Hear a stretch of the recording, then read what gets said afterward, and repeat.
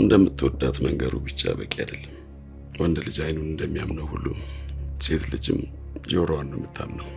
እስክትረዳ ድረስ ደጋግመ ልትነግራት ይገባል።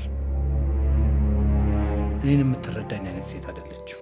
መሳ አብራ ከበላይ ደግሞ ወዳለኝ ማለት ነው። ቅዱሴ ላንተና ለሱ ያለሽ ስሜት የተለያየ ነው። እውነት ነብዩን እዛ አስቀምጣሽ አንቺ እዚህ ከወንድ ጋር ትላላሻለሽ አይደል? አልገባኝም። የፍቅር ትርጉሙ ሲገባሽ አንድ ቀን ውስጥሽን ስትመለከችው ያኔ ትረጅኛለሽ። ትዝታን ገድዬም ቢሆን ነብዩ ነኝ ያደርገዋል። ይሄ ነብዩ የሚባል ስም የማልሰማበት ቦታ የት ሀገር ልሂድ?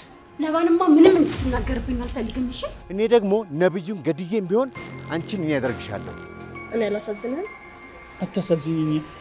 ትመጣኝ ነው እንዴ? በደንብ ነዋ።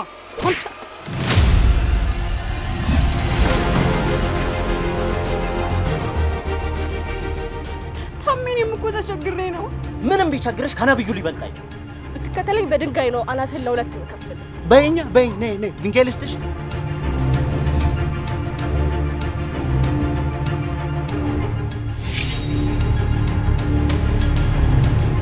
አደጋ ውስጥ ከመግባት በፊት ቆም ብለህ ማሰብ ያለብህ ይመስለኛል።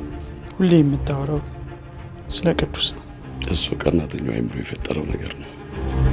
ነባ እድሜ ላንቺ ትዝታ ልጄን አስጠፋሽ።